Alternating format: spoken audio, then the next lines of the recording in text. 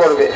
তো আমরা আসলে রাস্তা আন্দোলন করা আমাদের কাজ নয়, কিন্তু যখন আমরা দেখেছি সমাজের ভিতরে বিশৃঙ্খলা শুরু হয়ে গেছে, তখন আমাদের ছাত্ররা সমাজকে সংস্কার করার জন্য যখন রাস্তায় নেমেছে, রাস্তা পরিষ্কার হয়ে গেছে।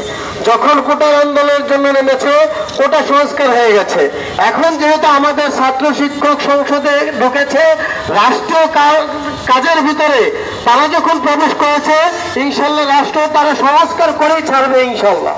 তো আসলেই একটি কথা বলতে চাই, আমাদের যে সমস্ত ভাইরা আজকে এই দেশকে স্বাধীন করার জন্য, যদিও আমাদের দেশ আজ থেকে 53-55 বছর আগে স্বাধীনতা ঘোষণা হয়েছে, কিন্তু স্বাধীনতার স্বাদ আমরা এই দেশের মানুষ কোনোদিনও পাই নাই।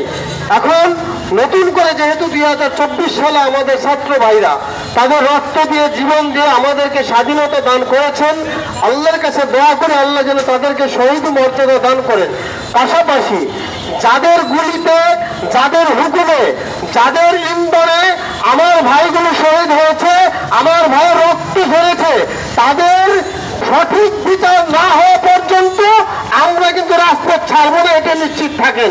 তাদের এই গণহত্যার বিচার আমরা চাইতে করতে হবে বাংলার জন্য। আমরা দেখতে চাই শিক্ষকবৃন্দ, জাতীয় শিক্ষক ফোরামের প্রথম দাবি এই গণহত্যার বিচার করতে হবে।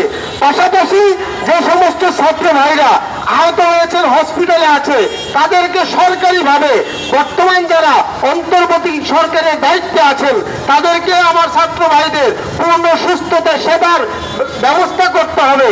এবং শিক্ষার যে অবনতি হয়েছে, স্কুল কলেজ ভার্সিটিতে যেইভাবে শিক্ষার নামে অপরাজনীতি করে শিক্ষা ব্যবস্থাকে পঙ্গু করে দেওয়া হয়েছে, এই অপরাজনীতি বন্ধ করে সন্ত্রাসী কার্যকলাপ শিক্ষা প্রতিষ্ঠান থেকে শুরু করে শিক্ষার সুষ্ঠু পরিবেশ গঠন করতে হবে।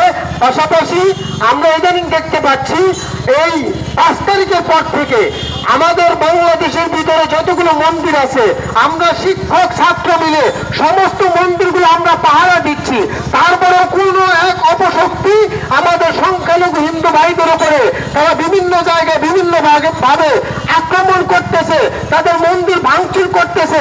এগুলো কারা করতেছে, কোন উদ্দেশ্যে করতেছে?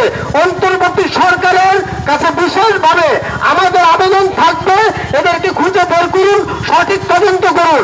আমরা এই স্বাধীন দেশে নতুন করে আর কোনো আমরা অন্য ধরনের কোনো ফতনা ফ্যাসাদ, আমরা কোনো বিদ্বেষ চাই না।